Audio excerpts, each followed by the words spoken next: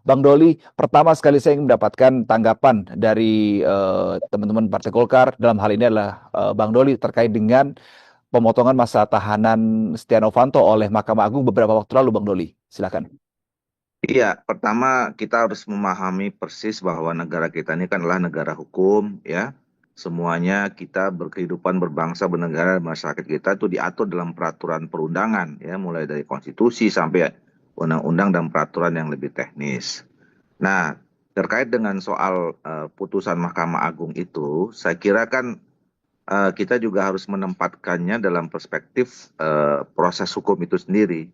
Nah, Pak Setia Novanto ada apa namanya kan sudah mengikuti proses hukumnya dan setahu kami informasi yang kami dapat Pak Novanto menjalankannya dengan cukup baik ya, cukup taat, cukup patuh terhadap semua keputusan hukum yang sudah diputuskan dan beliau juga sudah menjalaninya gitu loh. Nah, tetapi kan di dalam peraturan perundangan kita juga setiap warga negara kan diberi hak ya, termasuk hak untuk membela diri. Nah, ada satu fasilitas yang selama ini juga sedang dilakukan atau dilakukan upaya hukumnya oleh Pak Novanto dan tentu mungkin adalah para kuasa hukumnya gitu ya, yaitu peninjauan kembali. Nah, jadi sebetulnya Pak Novanto itu melakukan hak yang dimilikinya sebagai warga negara gitu, yaitu melakukan peninjauan kembali. Nah, tentu saya kira kita sama-sama tahu dalam peninjauan kembali itu pasti ada bukti baru atau novum yang disampaikan.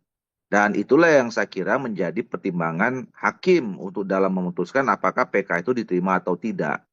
Nah, jadi pengurangan, kalaupun katakanlah sebenarnya disebut pengurangan hukuman itu ya, dan yang lain-lain itu adalah konsekuensi dari putusan Mahkamah Agung yang menerima PK dari Pak Setia Novanto.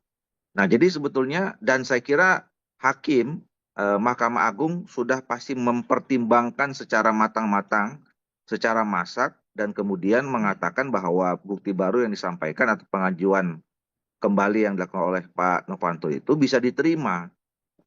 Nah, karena diterima, makanya lah kemudian berkonsekuensi dengan tentu ada perubahan hukuman seperti yang tadi disampaikan. Nah, jadi oleh karena itu kami dari Partai Golkar ya tentu sekali lagi menghargai proses hukum yang dimiliki oleh Indonesia sebagai negara hukum. Kita semua harus taat dan tunduk terhadap itu. Yang kedua, bahwa setiap warga negara itu mempunyai hak untuk membela diri, termasuk apa yang dilakukan oleh Pak Setia Novanto. Apalagi kami, kan Pak Setia Novanto ini adalah kader kami, kader Partai Golkar, malah pernah menjadi ketua umum. Ya, tentu kami senantiasa mendorong supaya kader-kader kami ini selama mereka-mereka bisa menunjukkan ya bahwa mereka memang betul-betul tidak bersalah gitu ya, dan kemudian semua di proses dan prosedur hukum diikuti ya. Nah, apapun putusannya tentu kami serahkan kepada institusi yang berwenang untuk itu, dan apapun keputusannya yang harus kita hormati. Termasuk dulu kita harus menghormati putusan ketika Pak Novanto divonis sekian tahun ya, dan kemudian menjalaninya dengan ikhlas gitu. Nah, tetapi kemudian kalau ada penemuan bukti baru, ada pengajuan baru, dan kemudian diterima putusannya oleh Mahkamah Agung, saya kira juga harus kita hormati, kira-kira begitu. Itu yang saya katakan, ya kan? Saya kira kan Pak Novanto juga sudah cukup berbesar hati, cukup sabar gitu ya.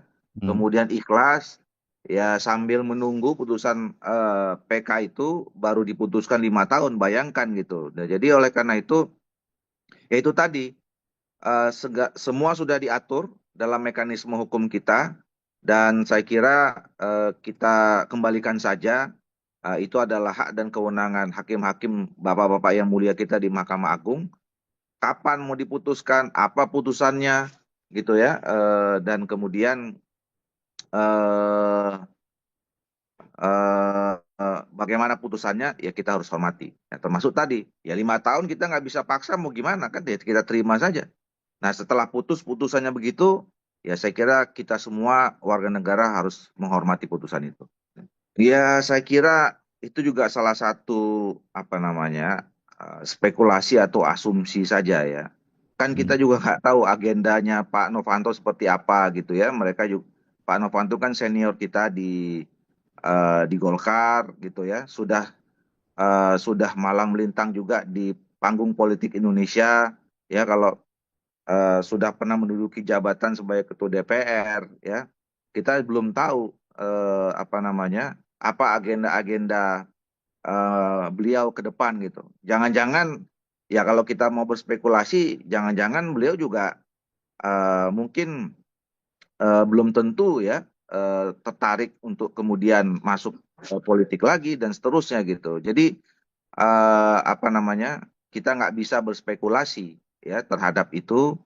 Toh juga dia kan nggak bisa memprediksi, apalagi tadi kalau kita ngikutin maunya Pak Novanto, harusnya kan begitu 5 tahun lalu diajukan, ya mungkin paling lama setahun harus udah putus gitu. Ternyata 5 tahun gitu.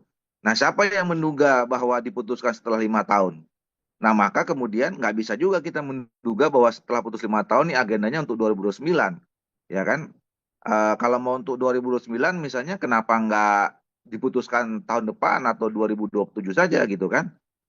Misalnya tinggal sisa 2 tahun lagi. Jadi saya kira eh, kita tidak usah membuat apa namanya asumsi-asumsi baru gitu.